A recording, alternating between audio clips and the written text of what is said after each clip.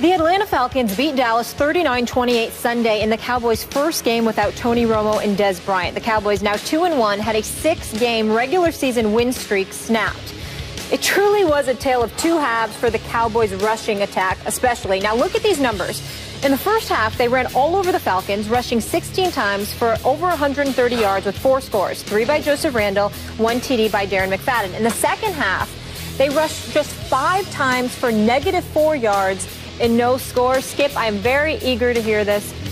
How confident are you in your Cowboys now? You all right, man? I'm not all right, to be honest with you. I must admit, I'm still pretty shook up from what I saw in the second half. Yeah. And just give me a moment here to try to work through it on the air, on live TV. I'm going to try to work through my emotions. I want you to know. All right, because they're rubble right now. You can take up my time. All right. Take your Thank time. you. Please. To answer Molly's question, my confidence is shaken but not broken, because I still believe my Cowboys can win the NFC East, because I don't trust any of those 3 other teams enough to say, uh-oh, we're in big trouble. And I must tell you, I didn't like what I saw in the first half. I flat out loved it, which is why I went from all-time elation to deflation. Would it have really helped to bank a win to get to 3-0? You better believe it would have helped, Stephen A., because you know what's coming. Nothing good is coming except no Romo and no Dez. So I'm here to tell you that, you all right, Molly? Okay. All right. Yep. Okay. I'm here to tell you, so just give me a second, okay? That in all my years of covering my Dallas Cowboys, or even watching them back to the time I was 10 years old, in all my years of covering the National Football League back to the 70s, I do not remember a single game I've watched in which a home team completely dominated the first half and then got even more dominated on their home turf in the second half. I've never seen anything quite like that. So when I look at Brandon Whedon's offense scored 28 in the first half, and Joseph Randle and Darren McFadden absolutely ran wild on the Atlanta Falcons. Are you kidding me? I'm taking that to the, no, I'm not taking it to the bank. At halftime, I cannot tell you how confident I was they could even win a shootout with Matt Ryan and Julio Jones. I'm thinking, hey, we could score 40 here. Maybe it'll take 45, but we're capable of doing it with this offensive line, which no-showed in the second half and got its golden tails kicked all the way back into the locker room by the Atlanta defense. -4 yards rushing in the second half. Again, you can't have it both ways, because they did pretty much abandon the run, but after a while they didn't have any choice. So you can't condemn Brandon Whedon for not throwing the ball downfield, because all any of us really wanted was for them to run the football in the second half and eat the clock. And I look at Brandon Whedon. Tell me this, if I told you on Friday that Brandon Whedon would go 22 of 26 for 232 with only 1 interception, I know it was a killer, but it was only 1, wouldn't you say, wow, that's pretty good, you got a shot? If I told you we would run the ball for 127 yards, wouldn't you say, hey, I don't know, that combination, that's pretty good? And we got blown off our own field. What happened to me? I thought, okay, let me just first say this. Matt Ryan to Julio Jones is a special connection right now, to where they're going to do that to everybody they face, because they've already done it to 3 teams. Remember Matt Stafford to Megatron the last 5 or 6 years? Nobody had any more confidence than Matt Stafford had in Megatron. He no longer has that confidence because Calvin's no longer Megatron, right? So we saw last night on Sunday Night Football, Matt Stafford's starting to look pretty ordinary to me, right? Okay, in this case, Matt Ryan, who I'm not the biggest fan of, is starting to look like Tom Brady, because all he does is drop back and look for 11. Where's 11? Oh, I'll just throw it over there. It's triple coverage. Nobody cares. Just throw it in his direction, and he will go snatch it, and he will run with it. That's hard to deal with. And then, listen, you're going to scoff at this, but my sack leader from last year, Jeremy Mincey, wound up getting a concussion in the warm-ups at Philadelphia, or so he said. He played the Philly game. He practiced this week. Then at game time, they decide, we better hold you out. That's my sack leader from last year. Now, the Cowboys are down to their 4th right defensive end. Well, they got Matt Ryan one time. No defensive lineman got to him. Sean Lee got to him once. And speaking of Sean Lee, for a crucial stretch of the second half, Sean Lee got his lip busted and had to go get stitches, and he was gone for several crucial series in the second half. He's all I got left on defense, okay? And I told you Ron Leary, my starting left guard, would play because they said all week he's going to play. He did not play yesterday. So now we're down to Lyle Collins, he's pretty good, but he's a rookie. So all of a sudden, it just cratered, just like it did last year at home against San Francisco and Washington on Monday Night Football. Remember that debacle? And then the Eagles on Thanksgiving night at Jerry World. Remember that debacle? This team can be terrible at home, but I thought off the first half that I liked what I saw. So I'm not going to give up. I'm going to still say my glass is barely half full, but the second half, listen, I was just reeling from it because my jaw stayed on the floor the whole second half. Go ahead. I want you to have more time. Because I need an answer to a particular question that I have not got from you, to be quite honest with you. And that beautiful soliloquy that you just put out there. Sean Lee's gone. Leary's gone. Mincy, he can't play the game. Yep. Well, then why would you be upset? Because obviously they'll be back. What are you worried about? Because they were that close to banking a third win that they're going to need before this is over. Skip Bayless, usually you're fond of saying this. You know, Stephen A., sometimes I think I know you better than you know yourself. I do. Well, that works two ways. I you know, disagree. because we go back so long. Let me tell you what I'm hearing from Skip Bayless. I'm going to tell you what I'm hearing. I want you to pay attention to this, Molly. This is very, very important. I'm listening. You understand? Because Skip trying to hoodwink America. See, they don't know you how I know you. Let me tell you what's going on right now, Skip Bayless. You're nervous because you know. No. I'm not talking about nervous as in, oh, I don't have my horses. I'm saying nervous that that's even how you feel when they get back. Because whether Romo is there or Des Bryant is there, what alarms you is that you saw somebody that could potentially be a playoff team that's indicative of the kind of competition that you're going to go up against when it really, really counts. And you know that there were holes that were exposed in your secondary, and you don't like it one bit. And as a result, here's why Skip Bayless is feeling the way that he's feeling today. Forget this one loss. We understand that. Brandon Weeden, he played a relatively good game. He was spectacular in the first half as far as I'm concerned. Stupid interception that he threw when they were up 21-7. Changed the complete complexion of the game. Atlanta went right back. They were up 21-7. Atlanta went right back down and scored. Devontae Freeman obviously went ballistic. We all know the story. But the point that I'm trying to make to you is this. You recognize there's some holes in your secondary. You recognize, more importantly than anything else, like you started out saying, NFC East, fine.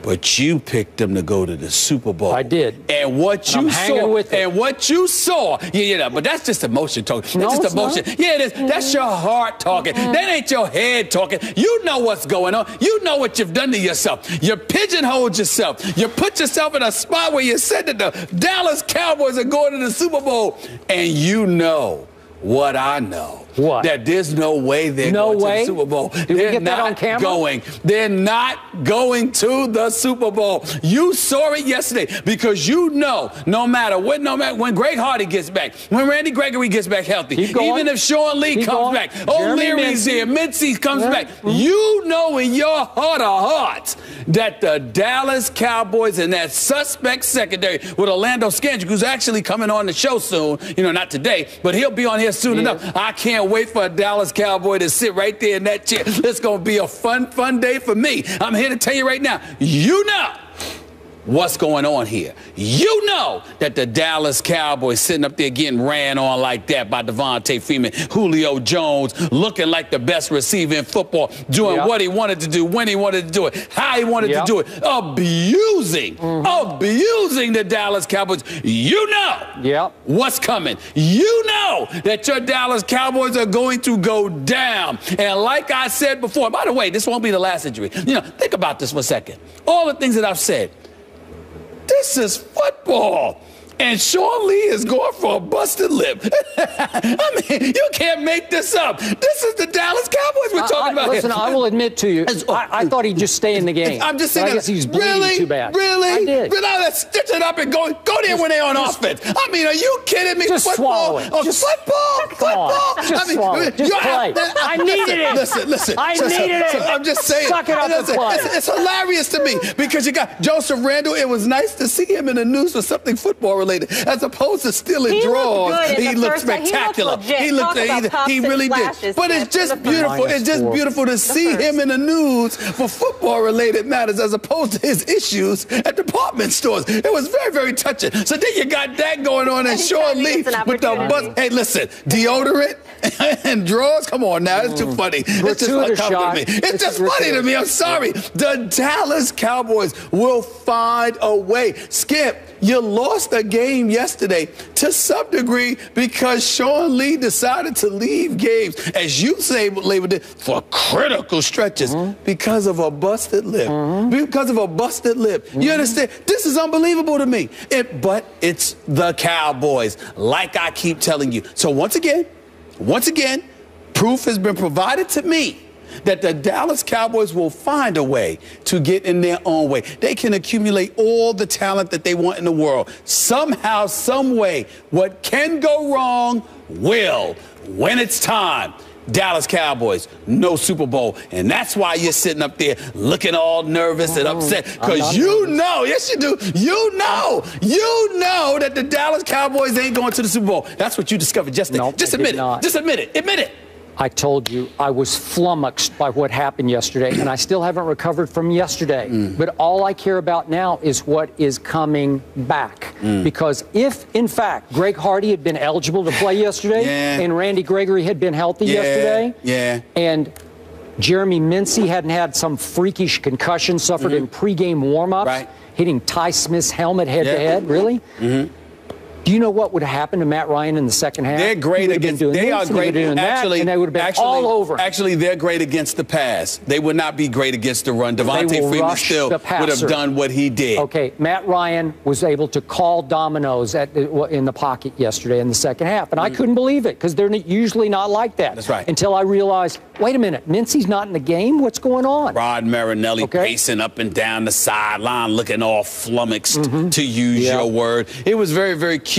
But once again, like I said, what really is revealing here in this segment, Skip Bayless is trying to gloss over the reality that he has finally discovered. Dallas ain't going nowhere this year. Yeah, they are. Dallas, they're going to playoffs like they did last year, and they're going to go home, just like they did last year. That's all that's going to happen. That's all you saw. That's all you saw. I'm pleased. I'm very pleased. What are they now? Are they 0-3? No. No, they're 2-1. Do they have 2 division wins banked? Yes. Yes, they do. Yes, they do. Did they come very close to banking another game and go to 3-0? Yes, they did. Right? Now they have to go to New Orleans on Sunday Night Football. And they'll win that game, probably. Luke McCown, right? They should beat Luke McCown. Who knows if they should beat Luke McCown. I don't know. Luke McCown was really good. He really looked impressive. Yesterday. He really looked good. I was very impressed. It took an all-time great catch of an interception by Josh Norman to save the game. So are they legit? But I don't believe in Rob Ryan's defense. I believe that when it's time for them to sink, they will. They're sort of like the Dallas Cowboys, except it's just on defense. Whereas the Dallas Cowboys are that way, period. Okay, what did you tell me last year? 3 times on 2 Mondays and a Friday. You came in here and said Cowboys ain't going nowhere after they stunk up and laid an egg in their home opener against the 49ers. You said, would you get them out of my sight? I'm sick of talking about them. Then what happened after the Monday night game, so it was actually a Tuesday show, right, against the Washington Redskins, when they blitzed Romo silly and knocked him out of the game, remember that? And the offensive line looked like a sieve, remember that? And you said, Cowboys ain't going nowhere. And then Thursday, the Thanksgiving game at home, against Mark Sanchez, he ran and threw wild on them that day. Remember that? And on Friday, you sat right. We were actually both in New York City, but you said they ain't going nowhere. And where did they go? They almost got to the Super Bowl. That's where they almost went. I'm sorry. My definition of almost is when you're in the conference championship game. My definition of almost it was a catch. My definition of almost is not applicable. Was it a catch? Well, no, Yes, you said it was a catch. Thank you. My They would've definition won of that game. almost is applicable to the NFC championship game. It doesn't qualify for the divisional playoff game. That's number one. And number two, and more importantly, as I don't mind regurgitating, I will do this until the cows come home. You keep like you engage in selective amnesia at this point. No, I just you point keep out the talking about the facts. catch. Yep. How much time was left? It was just about done. No, how much time? I don't know. It was a couple of minutes. Yeah, but he was a couple of hurt. minutes. Tell me. He was hurt. I believe it. Yeah, and he was still doing that. That's right. He remembers everything, but you don't remember that. It's just funny. It's just funny. You forget that, but that's okay. My point to you is this. Monday show I am of the 6 years belief. ago. I never once said that I did not think it was a catch. What I said was, I didn't care. It didn't matter because that would have given Aaron Rodgers the ball with enough time to do damage, and he would have. That is what I said. On one leg, by the way. By the way, I'm glad you reminded me of that. He was beat hurt. the Cowboys on one leg. He was hurt. On one Yeah, because leg. the refs took the game away. On one leg. It was the crime of the century. Walking like my boy Cardell, Yep. sitting up in there throwing touchdown passes. Yep. That's what happened. They had already won at Seattle in the regular season. They would have gone right back, right. and they would have won again and been in the Super Bowl. And this year, they will right the wrongs as they start getting healthy and start getting their reinforcements in. Watch what starts to happen. I'm just telling you, keep in mind, the regular season and all the stuff, I've already conceded that the Dallas Cowboys are going to the playoffs. I said that before, even when we made our preseason predictions. Dallas Cowboys are going to the playoffs. What I said was they will not go to the Super Bowl. Something will happen on the way, and it's going to break your heart. They're not the San Antonio Spurs. San Antonio Spurs lose a game like yesterday. They come back and they win and they win and they win, even though you act depressed. The Dallas, I'm just saying, they find ways. The Dallas Cowboys will not. They don't have that kind of makeup. Just want you to know. Well, that. so are you ready to say they won't make the playoffs? No, I never said that. I said they're not going to make the Super Bowl. Romo and Dez, come on. No, have they some guts. No, not at all. Well, you have the courage and the convictions. You can't shame them like that and say they're going to make the playoffs. You can't change everything when I've already admitted to the world. I put on Dallas Cowboy gear for the week. That's pathetic. They won't make the Super Bowl. At least say they won't make the playoffs. Not at all. I'm having fun imagining the level of misery you're going to feel. See, when you just plummet like that, that's entirely different than when you go all the way up and then you drop. I want them to do that. Like a roller coaster? It's coming. Okay, it's coming. Are you nervous they're not going to even make the playoffs? Not at all. Not at all? Not at all. Well, all that was for naught then. Well, you know, look at that. You know what? That makes me feel even better. Listen, in the NFC North, there's only Green Bay as far as I'm concerned, regardless of how Minnesota looked yesterday. In the NFC South, okay, you've got Atlanta and you've got Carolina, so you got to pay attention to both of those teams. I'll give you that. But then in the NFC West is Seattle, Arizona. So it's a very, very good chance that no matter what, whether this is a division winner or a wild card, the Dallas Cowboys are going to make the playoffs. Last point. I understand. I have told you my Cowboys, for reasons unbeknownst to me, are often pathetic at home. On the road, though, they have now won, what is it up to, 10 in a row on the road? It'll end this year. They won't win every road game this year. Okay, well, you know what? I'm going to go on record. In the playoffs, I want Atlanta at Atlanta. I want it bad. Because the story will be reversed. You can want what you want. Yeah, watch. You can get what you want. It ain't gonna end up with a Super Bowl berth. I promise you that. This conversation isn't done because we're picking favorites in the NFC East. That's later when Eric Allen joins us. But you guys mentioned Carolina coming up. Cam Newton and the Panthers got a huge win over the Saints on Sunday in New Orleans. But the